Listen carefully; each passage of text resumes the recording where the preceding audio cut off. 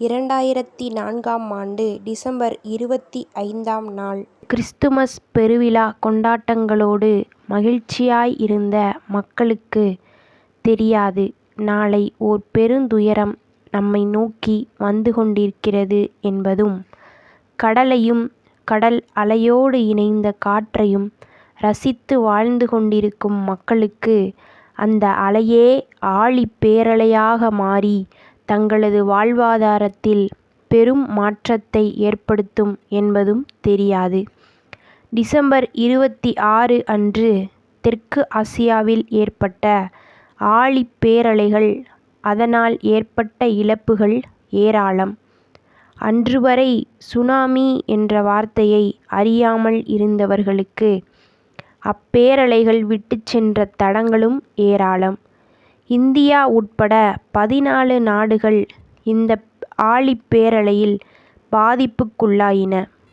இதில் 90% மேற்பட்ட பாதிப்புகளுக்கு ஆளானது நமது தமிழ்நாடு.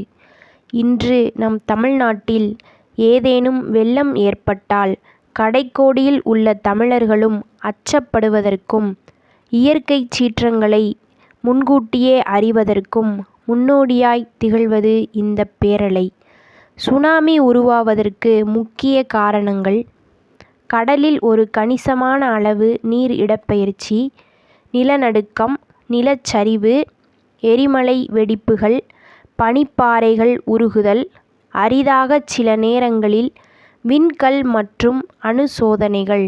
2004 டிசம்பர் 26 அன்று சுனாமி ஏற்பட முக்கிய காரணம் தெற்கு ஆசிய சுமத்ரா அந்தமான் கடலில் ஏற்பட்ட நிலநடுக்கம். இந்த நிலநடுக்கமானது ரிக்டர் அளவுகோலில் 9.3 அளவுகள் என பதிவானது.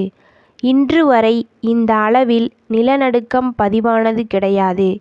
இந்தோனேசியா கடற்பரப்பில் சுமத்ரா தீவிற்கு கீழே 400 கிலோமீட்டர் நீளமும் 100 கிலோமீட்டர் அகலமும் கொண்ட பிளவு ஒன்று டெக்டானிக் பிளேட்டிற்கு இடையில் உருவானதே இந்த நிலநடுக்கத்திற்கு காரணம் என கூறப்பட்டது.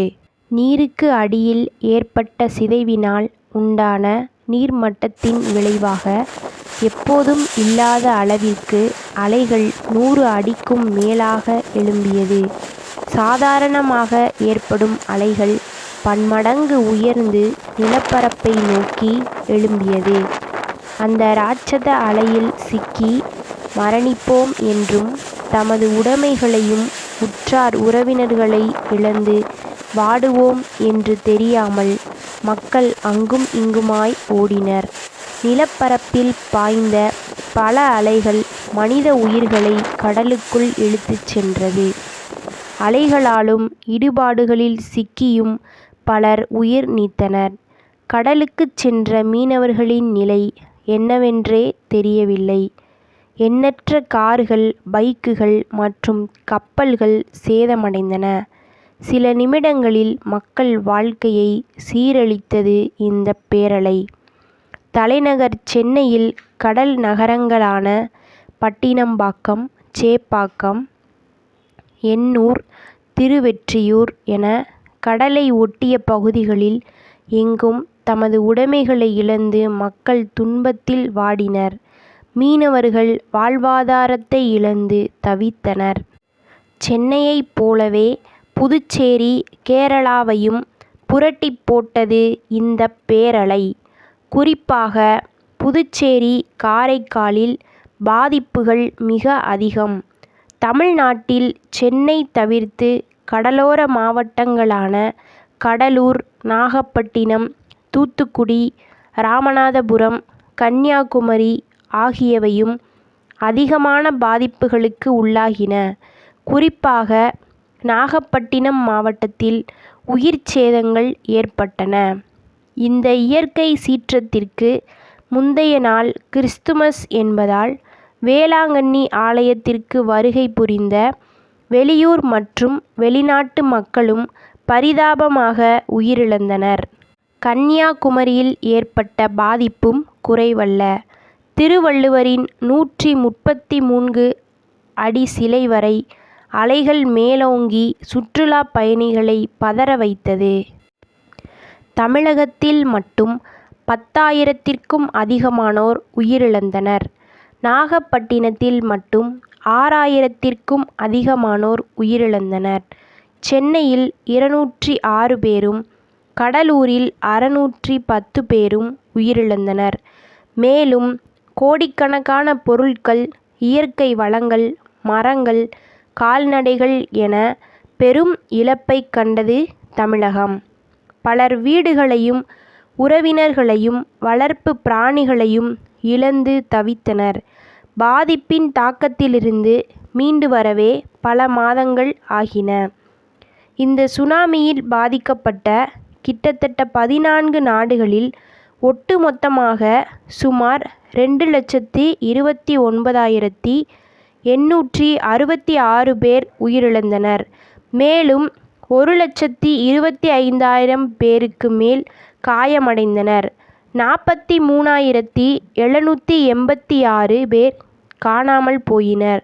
மேலும் 17 லட்சத்திற்கும் அதிகமானோர் தங்கள் வாழ்விடத்தை இழந்து இடம்பெயர்ந்துள்ளனர்.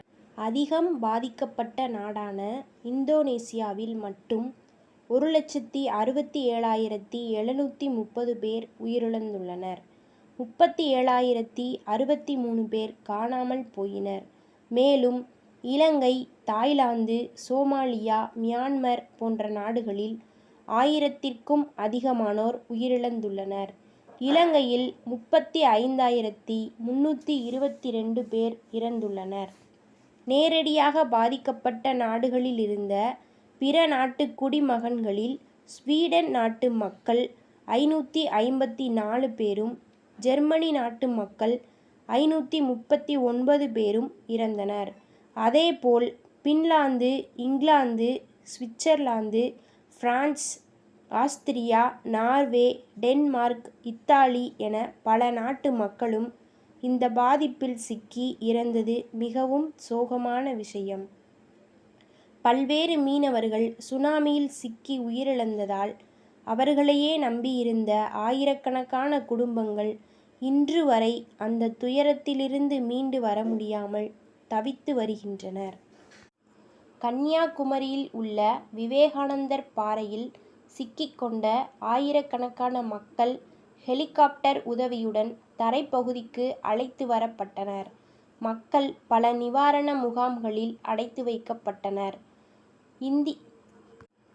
இந்த பேரலை விட்டு வைத்த தடங்களில் இருந்து மக்களை மீட்டெடுப்பது பேரிடர் மீட்புக் குழுவிற்கு மிகவும் சவாலாக அமைந்தது. இதில் மிகவும் வருத்தத்திற்குரியது, பல உயிர்களை இன்றைய நாள் வரை கண்டறிய முடியவில்லை. டிசம்பர் 26, 2004இல் கடல் பகுதியை தாக்கிய சுனாமியே இந்தியாவில் ஏற்பட்ட முதல் சுனாமியாக கருதப்பட்டது. ஆனால் அது உண்மையல்ல எனவும் கூறப்படுகிறது. 58 ஆண்டுகளுக்கு முன்னர், அதாவது 1964ஆம் ஆண்டில் தமிழ்நாட்டில் ஒரு நகரத்தில் இந்த ஆழிப்பேரலை சுனாமி தாக்கியதாகவும், பின்னர் அந்த இடம் மக்கள் வாழ தகுதியற்ற இடமாக அறிவிக்கப்பட்டதாகவும் சொல்லப்படுகிறது. அந்த இடம்தான் தனுஷ்கோடி. தமிழகத்தில் ஏற்பட்ட சுனாமி பாதிப்பின் நினைவாக கன்னியாகுமரி முக்கடல் சங்கமத்தில் சுனாமி நினைவு பூங்கா அமைக்கப்பட்டுள்ளது. சுனாமி பாதிப்பு ஏற்பட்டு இன்றுடன் 19 ஆண்டு நிறைவடைந்துள்ள நிலையில் பெற்றோர்கள், உறவினர்கள், நண்பர்கள், அரசியல் கட்சியினர், மீனவர்கள், பொதுமக்கள் என பலர் கடலுக்குள் பாலை ஊற்றியும், பூக்களை தூவியும் அஞ்சலி செலுத்தி வருகின்றனர். மேலும் பல இடங்களில் உள்ள நினைவிடங்களில் மலர் வளையம் வைத்தும், மெழுகுவர்த்தி ஏற்றியும் இந்த நாளை கறுப்பு தினமாக அனுசரித்து வருகின்றனர். மீனவர்கள் இன்று ஒரு நாள் கடலுக்குள் செல்லாமல் நினைவஞ்சலி செய்து வருகின்றனர்.